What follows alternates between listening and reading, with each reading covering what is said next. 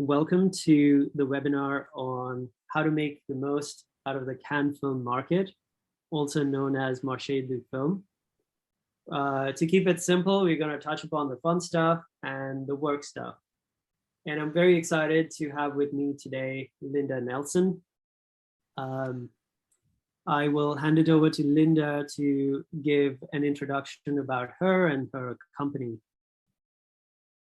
Linda. Hi, everybody. Glad to be here and have an opportunity to tell you a little about the Cannes market.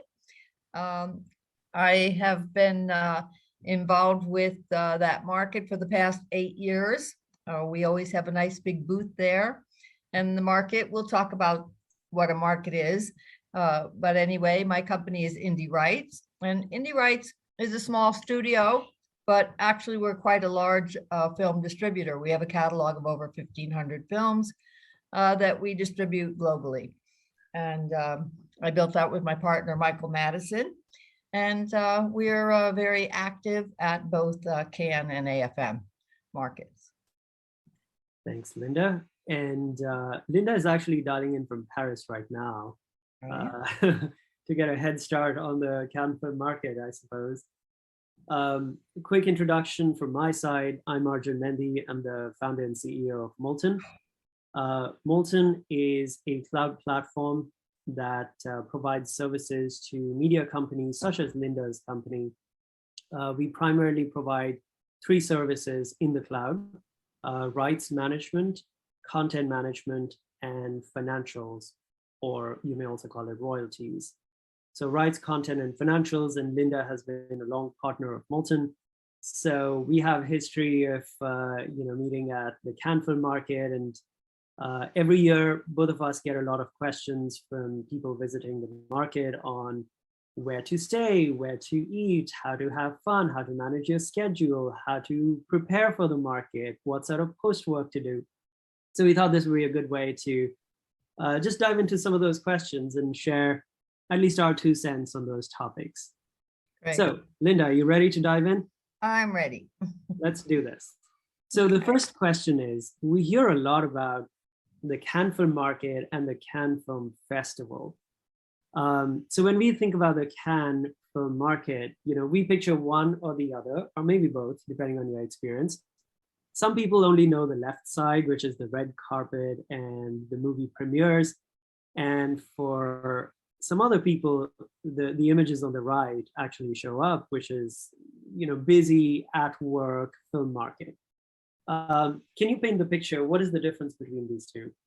Sure. And it's a great question to ask, because often even our own filmmakers get very confused when we tell them we're going to be featuring their film in Cannes. Sometimes they think they're actually going to be in the Cannes Film Festival. So we have to make sure they understand, no, you're not in the festival, you're in the market. So the festival is a competition that takes place at the same time as the market, but it features much larger budget films with big movie stars. And so they have a premiere every night, 1 or 2 premieres, most nights actually.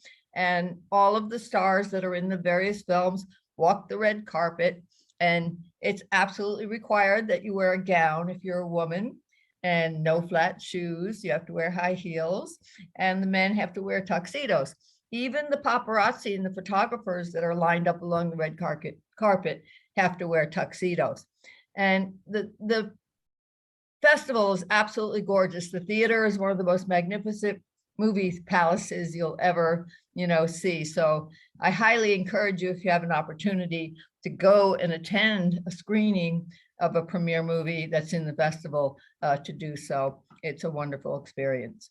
Now, the market, on the other hand, is basically like a trade show, like any other trade show, whether it's a computer trade show or, selling car parts, whatever it is, it's basically a trade show, and there are booths. And every single company that has content, i.e. movies or even television shows, has a booth, like you can see in the top right-hand picture. And then the buyers that are interested in licensing those movies, they come and stop by your booth, and they will actually sit down and we show them trailers, and we'll talk more about what actually happens business-wise later on. But it is actually a trade show, just like any other product trade show, because in the end, movies are products. So Yeah, that's the difference. yeah, it makes a lot of sense. You're right. A lot of times people have this confusion whether it's the market or the festival, or whether there's even a difference. It's also important to know that there is an overlap in the dates. So when They're you're at the completely at the market, same time. yeah, so they Right. happen in conjunction. So by day you can be at the market, and by night you can be at the premieres as well. Absolutely. Now, they do also have screenings at the market, but they're smaller and there's no red carpets. So Yeah. it's not as Um, exciting. It's more for buyers to actually get a feel for what it's like to see a film with an audience. Right. So hopefully that puts some clarity around what's the market and what's the festival aspect of the event. Mhm. Now let's take a step back and talk about where this event is, because it's also kind of scattered. So just before this webinar, I went to the official Cannes event documentation and got this map from them that highlights some of these spots. Could you just point out on this map, or if you prefer the zoomed in map, where exactly is the market and where is the festival? So is my cursor showing up? No, your cursor is not showing up. How can I point? You can tell me and I'll point. Oh, okay. All right. So if you point to the Palais de Festival, right there, that is where, and also Riviera down below it. Yeah. Okay, those are, that's where the actual festival and market take place. And it's like a convention center, typically, except it has this beautiful, huge, gorgeous theater in it where the premieres are. Now, if you go to the right and show where the beach is. Yeah. Okay, right there, there are a lot of international pavilions. Each country that attends the market has like a pavilion where they have representatives from that country, and that's more like for one for each country as opposed to the companies. So the companies are inside the Palais in the convention center, and then each country has a representative booth outside in that area. And then if you point to the beach on the far right-hand side, all along there, that's called the Croisette, and it's a beautiful, beautiful sandy beach. And there are both public and private beaches there. And all of the big expensive hotels are right along that beach, right across the street. And then if you go to the left of the Palais, this is where all of the big yachts park. And there's quite a few companies that have parties on some of these yachts. And that's the harbor for Cannes. And then if you go directly to the big wide street above where the harbor is, where it says P, yeah, that's called Rue Saint Antoine. Excuse me, it's the next one street up. See where it says Rue Felix Farr? That's kind of like Restaurant Row. yeah. And there are tons, there's probably 20 or 30 restaurants there, and also other locations. And then following along after the green part is called Rue d'Antibes, and that's a huge shopping area for kind of normal people to go shopping, nice stores. But that's quite different from the shops and stores that are down on the Croisette. And we'll talk about that later. Right. Yeah, you'll have the designer garments over here, and you'll have little knickknacks over here. Well, also there's nice clothing stores and linen stores and all kinds of stores on Rue d'Antibes. Right. And it runs the full length of the city. There's also an area far left where it says La Suquette. Uh-huh. which is the ancient part of the city. It's very old and beautiful with little windy stone cobbled streets. And on the very top, there's a watchtower that's beautiful. It's worth going up there twice, once in the daytime and once at night, because at night, all of the lights of the city and the harbor are all lit up. So it's a beautiful walk, and you can see the entire city of Cannes from there. So needless to say, there's a lot to do here. So this Mhm. is, this is where the event happens, and there's a larger area to explore when you're not working. So Right. the question I often get is, what's the best way to balance your schedule there? When do you work, when you have fun, what days to attend the market, what days to take off and just, Right. be with yourself?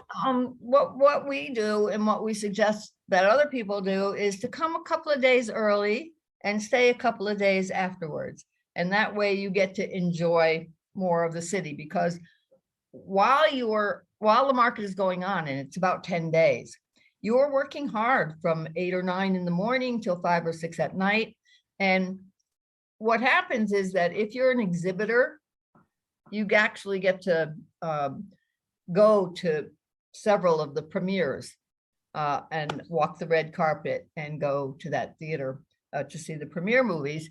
And so then you have to rush home and get changed and put on a gown or a tuxedo if you're a guy, and then go back there to the where you've been working all day. So probably maybe you would get to go to 3 to 5 premieres, and the other evenings you can explore, and you can go to restaurants and shopping. So that's kind of how we balance it.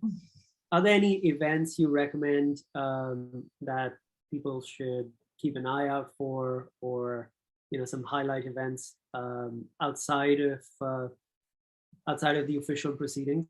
Well, when we suggest that you stay for a couple of extra days, either in front of or behind or both, which we do, there's several things that you can do.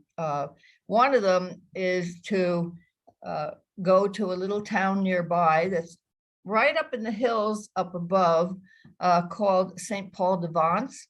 And it's a medieval city, and it is gorgeous. It's all artists now live there, and so it's filled with galleries. And it's a very, very beautiful spot. There's no cars, only, little tiny cobblestone streets. I already talked about going to the old town in Cannes. Yeah. Also, right down the road, only about, I don't think it's more than 10 miles, is Nice. And Nice is a fantastic city. And there's a train that goes back and forth every hour between Cannes and Nice. So you can just hop on the train and go down there, and it only takes a few minutes to get to Nice. And in Nice, there is a Marc Chagall museum if you're into painters. If you go next stop down to Antibes, Picasso had a beautiful studio, and there's a museum there. So there are many things to see outside of the festival that are really worthwhile. And also in the Old Town Market in Cannes, there's one street called Rue Saint Antoine, and there's probably 10, 15 really good restaurants right up that one street. And our favorite is one called Dabuta, and it's a Michelin restaurant, and it's incredible, incredible food. So we always make that our first stop. We always have dinner there first night. And then also we a lot of people ask us where you should stay when you're in Cannes. And if you can afford it, it's wonderful to stay in one of the big hotels like the Carlton or the Majestic or the Grand. If you're on a budget, you can actually get an Airbnb that's very, very reasonably priced. You just have to make sure that you book it ahead of time. We always bring one employee with us to Cannes, and so we're able to get him a reasonably priced Airbnb, a studio apartment, but it's very nice and adequate for him, and so that works out really well. So there is quite a range. The hotels can be very, very expensive though. So. Yeah, that's true. I think, based on my experience, I think in 2018 or 2019, I actually stayed in an Airbnb in Antibes. And, for people who are planning the trip last minute, that's another option to consider. You don't It actually is, have but to. it's a long way to travel to Yeah. commute back and forth from Antibes. So there's a train station in Antibes, and it's I think 2 Yes, oh stations yeah. down. Mhm. It takes about 10 minutes or so in train. Actually, the train goes all the way from Marseille to Monaco. Oh And yeah. again, if you stay extra, the day after the market's over is the qualifying and the race for Formula One, and that's in Monaco. So we always stay for that and run down to Monaco on the train to see that race because we're big fans of Formula One racing. So that's another really fun thing to do. All right. So final question on the fun stuff, and Mhm. we can come back to it with some audience Q&A. Okay. Are there any must-dos if you're a regular or if you're, say, going for the first time? Something that regulars must always try to do, and something that a first-timer must try to do if they go to the Well, festival. like I said, I think the best thing you can do is experience a premiere with big movie stars. And it's wonderful because Cannes is very different, I think, than the United States, in that they really honor like the directors, and you get a chance. Everybody, stands and gives standing ovations to the directors and the stars, and it's they really make a big point of the creative part of making movies, and it's so it's a real experience to see that. All right, wonderful. So let's get into some of the work stuff. If you're attending the Cannes Film Market, who are the types of people that attend the Cannes Film Market? Well, there are several reasons that people go. Sometimes filmmakers go because they have a film project and an idea, and they want to go to try and find financing for their film. And so they will go and they will set up meetings with producers and production companies and try to get people interested in producing or co-producing or pre-selling their movie to them to raise the money to make their movies. So that's the producers going. And they don't have a booth. They're walking around just like the buyers, trying to meet with production companies that they might work with. And also at the market, besides buying and selling, there's also the opportunity to meet with companies that have locations, that have production resources, that sell equipment, and companies like MOLTEN that offer services. There's financial services, insurance services, software services, and so those are good things for filmmakers to do. And then the exhibitors are actually companies like IndieRights, and we'll set up a big booth and we'll have posters of our top films that we're trying to license all on the walls, and you'll see that walking through the market. So we're trying to catch the eyes of the buyers. So we put up all of our best posters, and as they're walking around, if they see something that catches their eye, then they'll come and sit down and talk to us.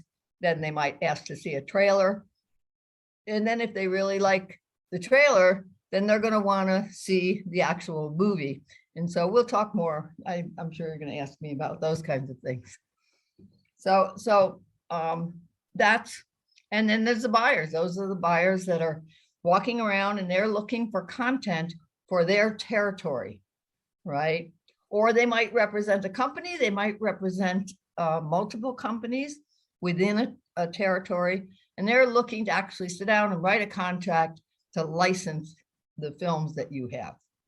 So those are really the three kinds of people that are there and the types of companies that are there. Yeah. So to summarize, you're going to have the content creators, some of them walking around looking for resources. You're going to have some service providers. If I create a broad category, they could be, technology providers like MOLTEN, or they could be production services, financial services, etc. And then the buyers and the sellers. The sellers are going to be the distributors typically, who will have booths such as IndieRights. And then there are going to be buyers who are looking for content for their specific territories. So put us in your shoes for a moment. When you're at Cannes Film Market, you're in a booth and a buyer comes to you. What's the first thing they ask you? What's that conversation like? And what sort of action does that trigger from your end? Well, a couple of things happen in that regard. First of all, prior to the market, we will send out an email to all of the buyers that have registered. So some of the buyers already have an idea about some of the films that they might be interested in, right? So some buyers will come to the booth and say, I watched the screener for this film. I watched the trailer for this film. I'd really like to see a screener and watch the whole movie to see, if we'd be interested in licensing it. And it's either an initial meeting or it's more of a final meeting where they, really like the content and they're ready to sit down and write out a deal memo and actually license it. Then also we look to acquire some content while we were there too. So we will, if somebody comes to the booth and they have a movie that's completed, and we look at their trailer and we say, gee, that looks really interesting. We'd like you to submit it. And because we can't watch the whole movie at the market, we're too busy, right? Yeah. So there's a lot of pre-work, work at the market, and post-work after the market's over. So all of those activities are happening for us. And then also part of what I do is I always try to meet new companies. One of our goals is to actually try and identify new outlets for the films that we have, especially now that the market is changing and there are so many new streaming companies popping up in foreign territories. Foreign territories were behind the United States. The United States started streaming first, and but now it's really picking up all over the world. So we're looking to, we want to be in a relationship with the best streaming platform in every single territory. So every country is going to have something the equivalent of a Netflix.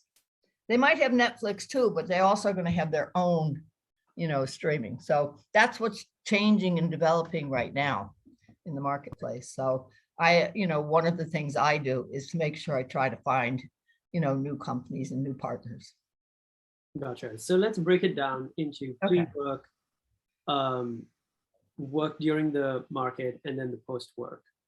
Okay. So like I said, the pre-work involves us.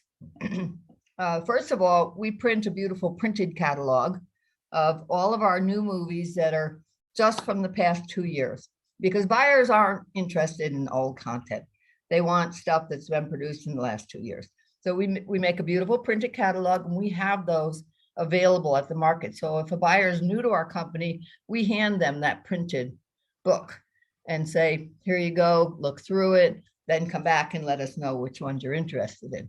So that printing and all of that work and preparation has to be done ahead of time. Then also we want to, if someone walks into the booth, we want to be able to put our hands on the content that they're interested in. So one of the things we do ahead of time is we prepare a book like you see on the screen. And that screen is divided by genre.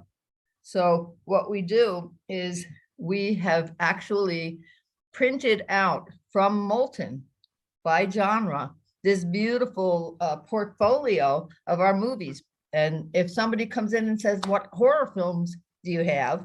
I mean, you know, it's unreasonable for us to have to try and remember the name of every horror movie that we have, or every, you know, romance movie we have, or every action film that we have. So we can just open up that book and say, well, we have this and this and this, and we can show them. And it's been a real educational process for us to get our filmmakers to understand how important the poster is, right? Because the very first thing that the buyer sees is the poster. If the poster looks interesting, then they're going to ask to see the trailer. And if the trailer looks interesting, then they're going to ask to see the screener. So this book helps us to go through to quickly identify the type of content that a buyer walking into our booth might be interested in. So we get that all ready ahead of time. And and then we do a mailer, because there are two databases that we use for buyers. One is called the Film Catalog, and the other one is Senando. And those, everyone's registered in there. The people that have movies like us, and the buyers. And so we have trailers there and some screeners, but not very many screeners. We'll pick our top screeners and have those available. So that's how we get ready for the market, and what we do with, like, this book that you see here during the market. And then after the market is over, well, what happens when somebody sits down and then they come back to us and they say, well, we'd like to see the screeners for X, Y, Z, right? And so then we have to make sure that we can make those screeners available as soon as possible, because you want to make sure that you can get that material into their hands quickly, because you want to get to them first so that they're going to make a decision on your content, and, you know, other people don't get in front of you, and then you lose out. So time is of the essence when you're getting out these screeners. And then afterwards, a lot of times there's post work, in the sense that a lot of the buyers, they'll get introduced to your company, they'll maybe see trailers, and then they go home and you send them screeners, and then they have to watch them. They don't have time to watch them all at the market. Yeah. So then you have to follow up with everyone and make sure that you've gotten the screeners they've asked for, and you find out whether they are interested. And so there's a lot of follow-up work that happens after the market. Gotcha. So some level of pre-work to organize your catalog, metadata, posters, you know, get all that compiled, some printed material as well. And, you know, another reason why having a solution that can print your catalogs and not just have them online is helpful.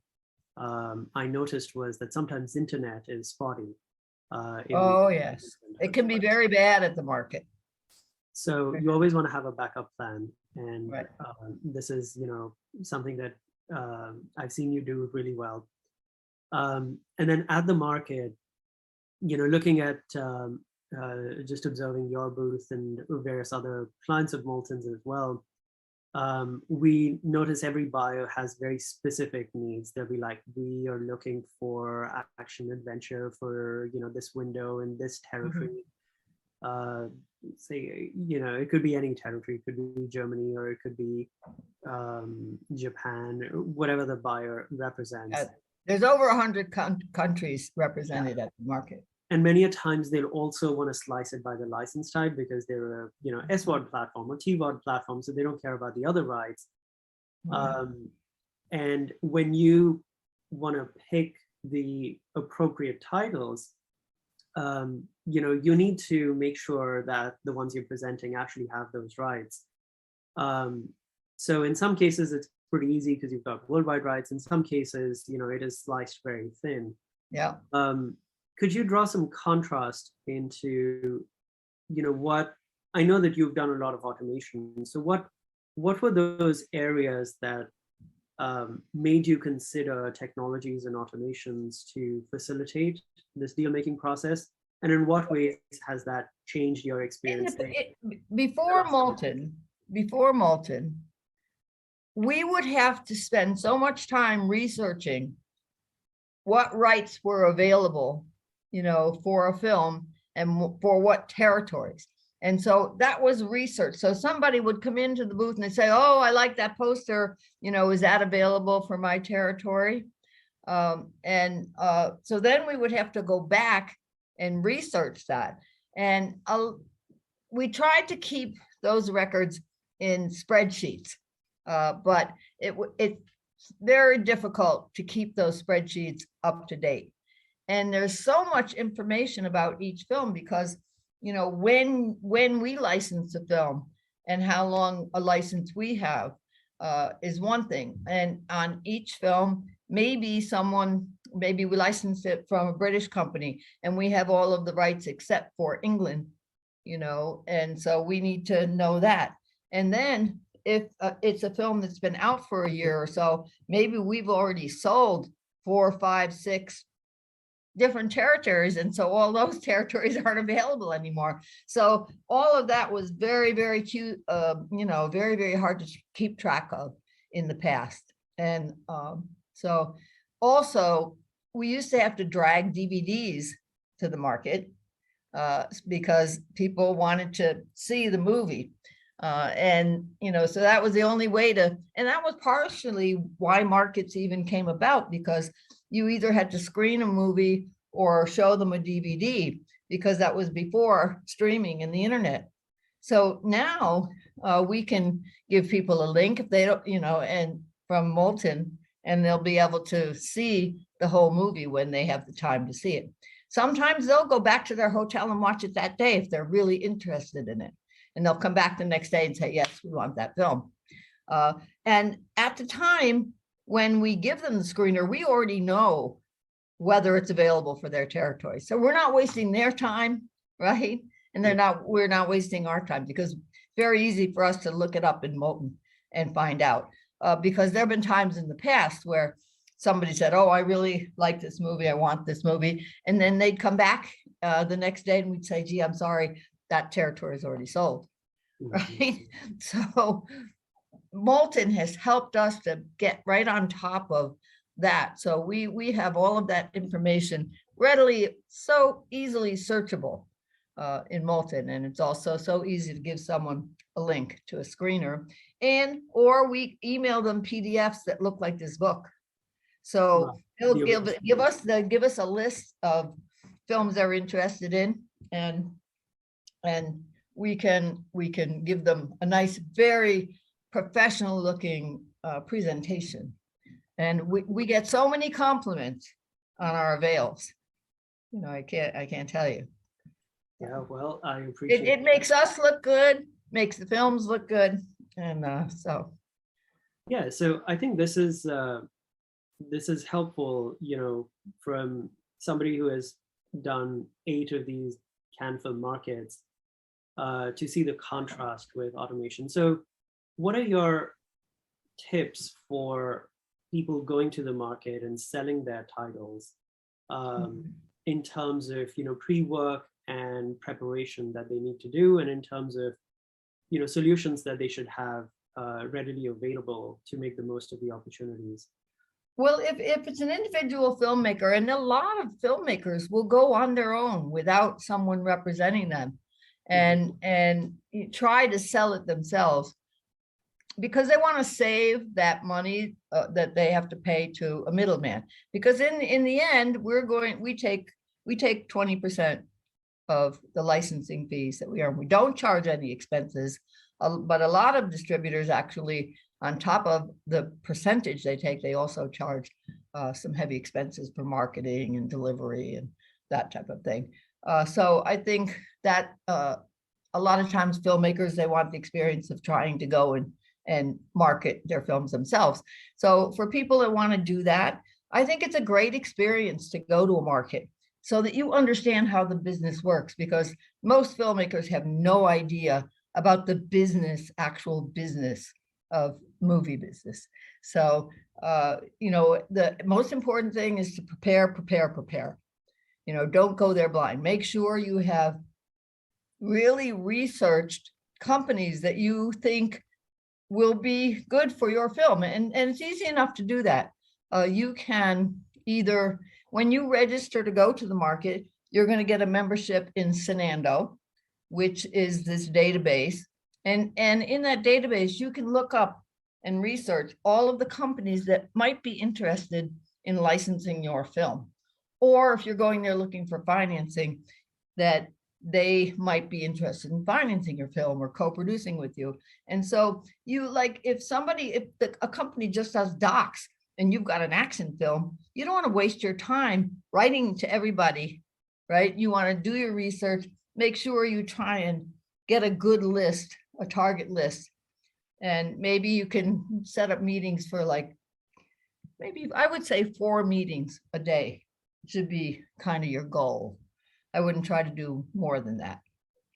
No, so that's, you know, a great way for, and make sure you go prepared. If you, you should have a good pitch deck in a PDF that you can leave with them. If you have any work done, if you have shot a trailer, a lot of times filmmakers, they'll do a trailer, they'll shoot a trailer or a teaser video and make sure that you can show that. And if you have elements already attached to your project, say you've already got a director attached or you already have a couple of actors attached, then, you know, you want to be prepared to, you know, explain that and pitch that and get your pitch down. You know, people need to learn how to, you know, do a quick pitch, because companies aren't going to want to spend a lot of time with you. You know, I mean, so many times we've had to say to people, no, don't spend all the time. Just, you know, give me the nuts and bolts of it, right? Because everybody's busy at the market. And most of the companies that are there to license and sell, you know, the people that have booths. So, you know, that's kind of a secondary thing, you know, and a lot of those companies, they prefer to deal with people that have a lot of projects for them, more like us, so buyers. That makes sense. You know, at MOLTEN, we have the benefit of working with a wide diversity of media companies, and many of them go to events like the Cannes Film Market. So I think from our vantage point, we get to see the experience of the producer, the experience of the distributor, and also the experience of the buyer or the streamer who's eventually monetizing their content. There are some common threads across the board. As you said, preparation for everyone is key. For the producer, it is, you know, getting your metadata, getting their pitch ready in a nutshell, and maybe having a trailer or two.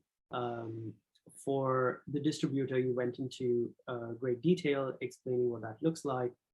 And then the other aspect is also from the content acquirer side, you know, having the requirements clearly defined and having mechanisms for receiving that information and tracking that information.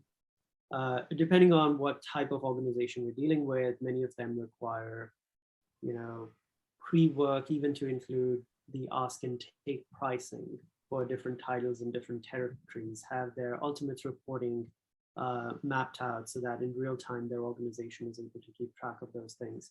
Right. So I can, you know, maybe take a minute to touch upon some of those areas that we've seen at MOLTEN. And Linda, I'd welcome your thoughts on this, because you've used quite a few of these. Oh, so I think I use them all. Yeah. So as I mentioned, you know, MOLTEN provides rights, content, and financial technology for media companies. And within rights, what Linda was talking about was using instant avails, whether that's PDF or it's online avails, managing rights in, rights out, in all sorts of industry formats, checking collisions and those kinds of things. So the use case here was, you know, responding to a buyer and doing it quickly and keeping that information up to date. There's a whole content piece which is often disconnected from rights that we were able to connect. which includes all the screener, content storage, and even delivery. We didn't talk about that today. No, and that's that's a critical part of the business. It used to be that when we started in the business, we delivered films to platforms on big digibeta tapes. They were like huge, big cassette tapes, right? And then gradually, it got to the point where we could have these big hard drives and we could put multiple movies on a hard drive. When we first started working with Amazon, we would mail them a drive with 20 or 30 movies on it. And we would ship that off to them, and then they would take it and they would have to take all of the films off of it. And then they would send that back to us and we would fill it up with more films. But it was a very, very time consuming process. And you're dealing with just one film at a time. So it was also very slow, and it would take like an hour, to copy each film onto this drive. So if someone someone decided that they wanted to get licensed 10 films from you or 20 films from you, that could take sometimes weeks to get these, deliveries together. Oh, yeah. Whereas now with MOLTEN, if somebody we've had you deliver 300 films at once, right, to someone, and maybe it took us an hour to put that package together, right? And boom, that's it. And so for us, and also we're running into terrible storage problems because we had so many drives and keeping track of drives, and you'd have to go and pull those drives, and sometimes the drives would be bad or they would get misfiled and you couldn't find them. And so to have them all up in the cloud was, something that was very important to us. And we looked for 2 years. We researched heavily for 2 years before we started working with MOLTEN. And MOLTEN was the only company that we thought could possibly, help us run our company the way we wanted to run it. Yeah, I still remember visiting your office when we were doing the onboarding, and you had these cubes, those 13 by 13 cubes full of hard disks, and you had like 50 of those cubes. And then those cubes filled with contracts as well.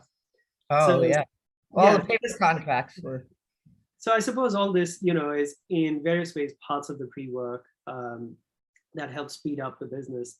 Mm-hmm. And then finally is financials, which is essentially that once content is delivered, say you sent it to Tubi or Roku or Pluto, and you start receiving the revenue reports in, the whole workflow of determining who should get paid how much upstream is sort of the newest module that we've been developing and innovating on with partners such as yourself.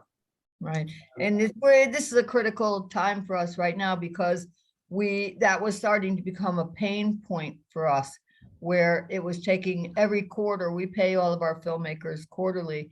It's starting to take longer and longer every quarter to prepare that financial information, because it's so tedious and time consuming.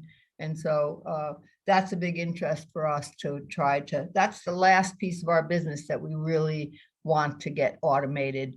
And once it's all in place, then it's going to help, it'll speed up that process. So instead of taking a month for us to do it, maybe it'll take a week. So that's our goal. Yeah, our goal is it'll probably take you an hour, but we'll get there. All right, so I think we're doing reasonably well on time. We're going to wrap up the Q&A part of the talk today, from my side at least, and I'll go through some of the audience questions. For anyone who's listening, if you have questions, feel free to add them to the chat. The first question here that I have is around COVID restrictions. Is there any COVID restriction right now, and how has that affected the experience of the market? Well, we are hoping that there will not be COVID restrictions this year. Right now, as of today, there aren't. but Europe is seeing a little bit of an uptick. Mhm. We still were required to wear masks on the plane. They did not, we had to also show them our vaccine. Mhm. So you either had to have all your vaccines in order or a recent COVID test, I think within 72 hours before you got on the plane, and you had to wear a mask the whole time. So that's in place, but I believe at the market, we will not have to wear masks this year. Last year, we had to wear a mask. In July, we had to wear a mask throughout the whole market, all day, every day. Even at the premieres, we had to wear masks, and it was hot, and it was quite uncomfortable. So we're very excited to be back in a somewhat normal state this year. Yeah. Do you think this year is going to be Cannes in full force, or it's still going Oh, I do, and I think we're going to have quite a good show. We've got Top Gun with Oh yeah, that's right. Cruise there. Baz Luhrmann has a fantastic movie that's an Elvis biopic, and the young actor that plays Elvis, he looks so much like Elvis. It's amazing.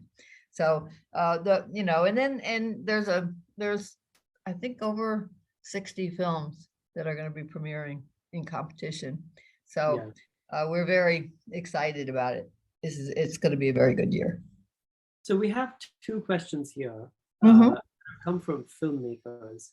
The questions are similar, so I'll put them together. Okay. Basically asking, you went into a really good expression of the experience of a seller. What about the experience of a filmmaker or a composer? How do they effectively network and get to meet with the right people? Do they just go booths to booths? Do they do some pre-emailing? Yes, I think they should do both. I think one, they should ahead of time do research and like I said, try to set up a couple of meetings for each day that you're going to be there, and make sure they're companies that might be a good fit, for you. And then in between, there's so many opportunities at the market to just walk up and down the aisle. We didn't talk about it, but there's 3 full floors to that convention center, and filled with hundreds of booths. I think there's got to be close to, I think, 800 to 1,000, booths on those 3 floors. But in addition to that, the market also has some excellent, I think they have about 40 panels and conferences where you can really learn a lot about the business by attending these conferences and panel discussions. And so, and then you get a chance to meet the people that are on those panels and ask them questions afterwards. And so those are great networking opportunities. And also the international pavilions, those are great to, if you especially if you want to film in a foreign country. There's a lot of subsidies available in different territories and advantages, to save money in your production. So all of those are opportunities, and you might get invited to a couple of parties too, if you're That's right. Yes. When I was there, I don't know how, but I ended up with quite a few tickets for different events because I was there with a few of my teammates, and they would go into meetings and they would meet say a distributor who couldn't attend a film premiere that night, and they had other appointments, so they were just taking a day off and exploring the city. So they would give somebody on my team those tickets, and then they would have extra tickets, and I would get some tickets. So the tickets keep floating around. Sure. And tickets for events, parties, premieres. Of course, one must be wise about their own time and how they're investing it. But those could be great platforms for meeting new people as well. And you pointed out about the panels. I remember there is an event called the Cannes Next. It's run by Sten. It's a really good series of talks Can Next essentially explores what's next in terms of technology and innovation and processes. I gave a keynote there virtually during COVID. So I got some exposure to that event, and I can tell you that they have high quality speakers from around the world. And I've seen a lot of young filmmakers, get exposure there as well. And then there is, I think, a special pass for producers, because there are quite a few questions here about emerging filmmakers. And they have special producer networking sessions, and for new filmmakers, you can opt into that as well. I can see a few more questions here. I'll probably take one or two more, but feel free to reach out to me. Our email address is contact@moltencloud.com after this event with additional questions if you have any. Or if you have any questions for Linda, I'm happy to forward them to her too. And also, if you have a completed film, you just have to go to our website and you can submit your film, and we'll be happy to consider it for distribution. Absolutely. So final question, I suppose we have time for here is, should men rent tuxedos in the US or in Greece? Oh, I think ask Michael. if you're coming from the States, you can probably get a pretty good deal here. If you wait until you get to Cannes, it's going to be much more expensive. So yeah, much more expensive there. I mean, it's available. And if you don't, I think the best thing to do is to be ready, is to rent one here. Our employee is actually renting a tuxedo, and he was able to get a pretty good deal. So here in the States, and bring it with him. All right. Well, we'll conclude here. Thank you so much, Linda, for sharing all your insights in great detail. And also want to thank all the attendees today. We will have a recorded version of this up, and we will send a follow-up email to all those who attended today. Thanks for inviting me. Questions, just reach out to us. Okay. Bye-bye.